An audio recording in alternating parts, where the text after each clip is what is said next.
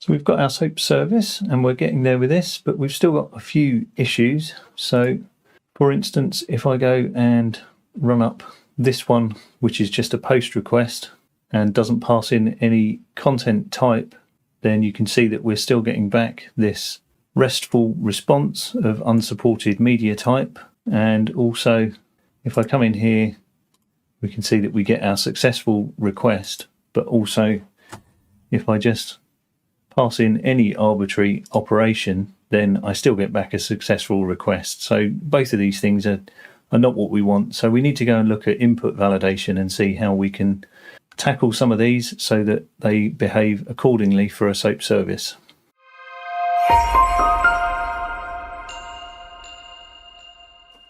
Good morning, good afternoon, or good evening, and welcome back to the channel. So we're looking at input validation today. So what I want to go and do is change our service. At the moment, it doesn't take any parameters at all. So if we go and look at our model that we've got our get weather forecast request, and it's just an empty class. So what I want to do is just add in something so that we get some values available to come in our input that we can pass in, that we can validate against.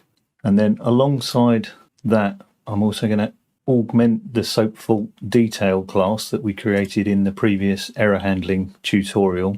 So we've got this SOAP fault detail partial class in our main SOAP model. So what we're going to do is override that. So I'm just going to copy this SOAP fault detail into our SOAP folder, and I'm going to add a messages property into here, which is just a string array of error messages. And then I'm also going to add in a custom error class, or an array of errors that derive from this error class. So just in here for ease of reading, let's, in our own namespace for our project, we'll add in this error class, which again just contains a string error message.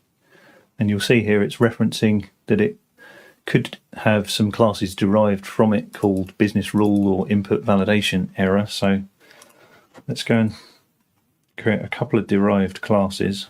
And this shows you just how you can extend an error to create more error types, and then each error type itself can contain additional data specific to that type of error. So for instance, an input validation error would contain the field that's problematic, and a business rule error might contain a rule name, number, something, some indicator as to what the business rule is that's actually failed in this case.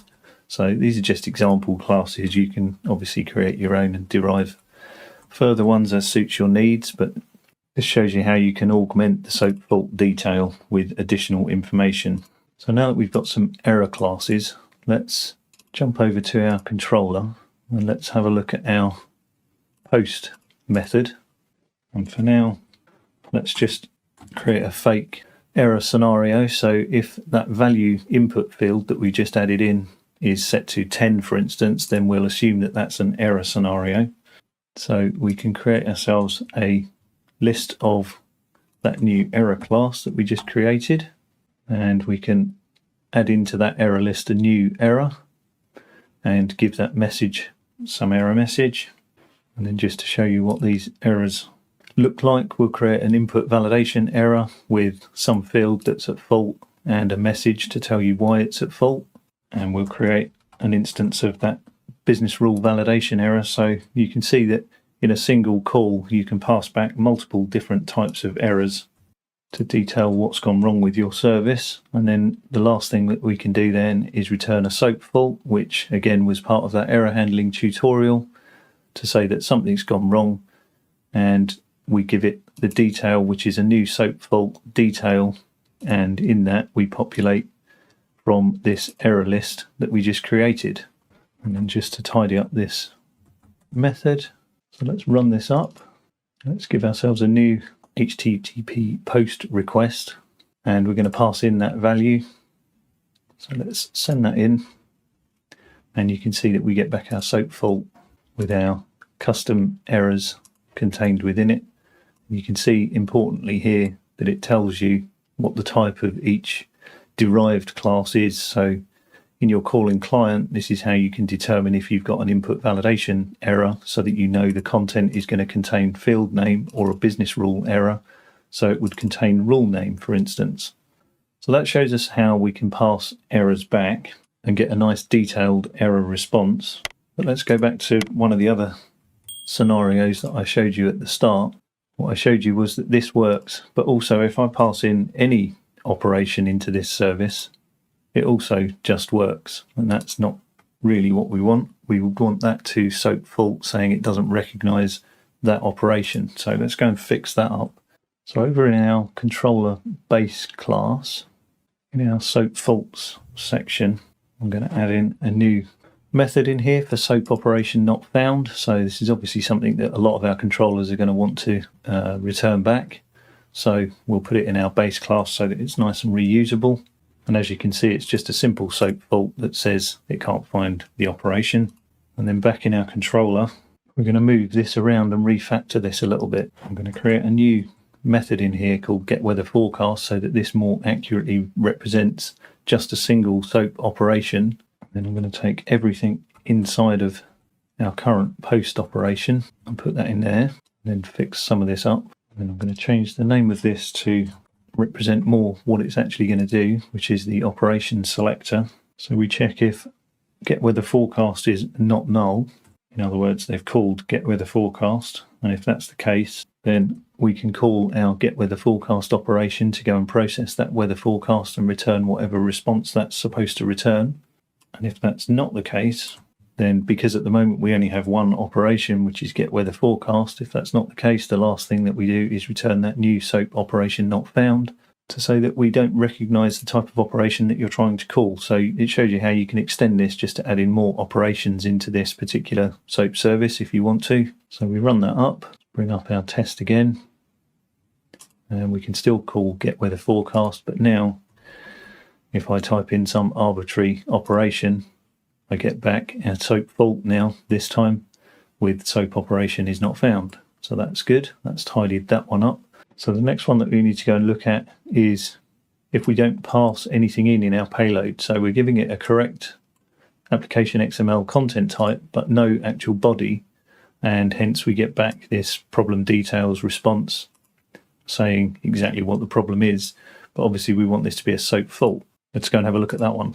So what we could do is put in some more if conditions into the operation selector to say if the SOAP envelope is null or something like that, then we could return a SOAP fault there. But really this is more of a cross-cutting concern. You want to check this and do this across all of your SOAP services. So it's something common that we're going to want to check, not something that we want to be imposing on each controller or service to have to handle. So let's go and do this a slightly better way in terms of ASP.NET MVC, and let's go and implement an MVC filter. So again, back over to start with in our SOAP controller base, let's go and add another type of SOAP fault that we can use like we did with the SOAP operation not found. Let's go and add one for SOAP payload is missing, and then let's create our new SOAP payload required filter, and we'll put that in the namespace of MVC filters.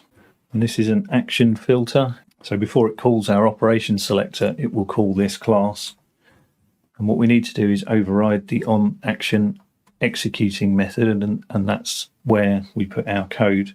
So we can perform some upfront validation here to say it's not a SOAP controller based derived class, then we can't use this filter basically on it.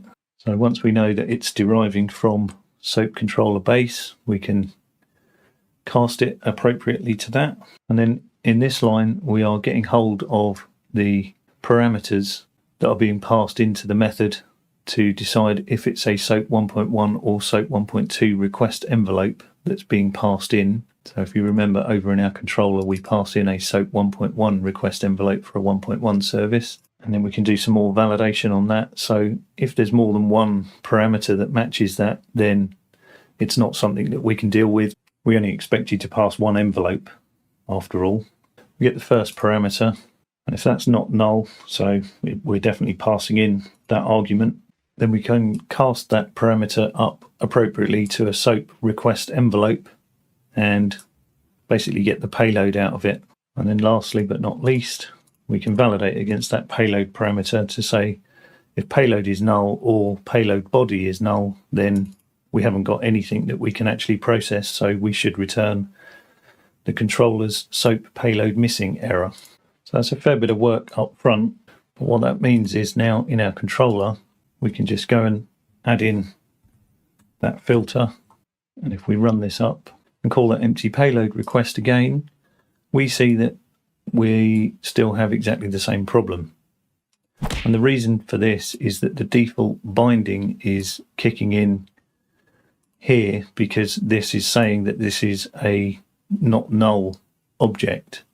So the default MVC binding kicks in before our filter does, unfortunately. So if we change this to be able to be nullable and run that up again, now we get our SOAP is missing its payload as we would expect. It's not ideal, but it'll do for now. So let's just park that one there for now with that small issue, and let's go and look at dealing with the unsupported media type problem. So over in our SOAP controller base, I'm going to add in yet another fault type for unsupported content type.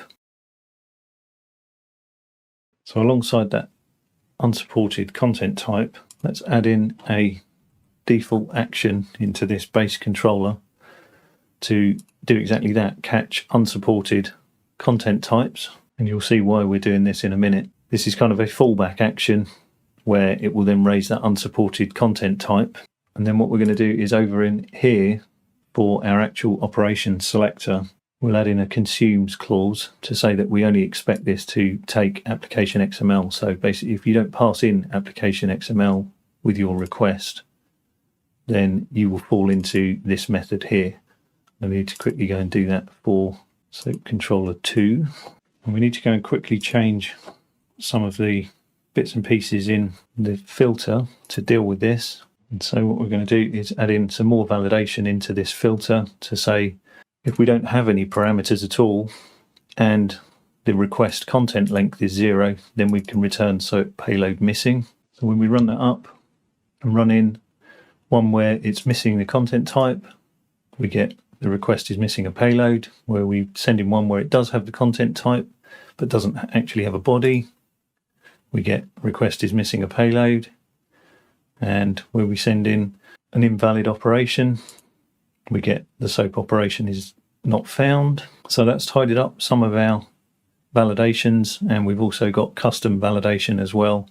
If you want to do something specific inside of your service, that shows how you can throw certain types of errors. So that's validation across our SOAP service done and dusted. And as usual, a quick thank you to my sponsors. And thanks for watching, and I will see you in the next video.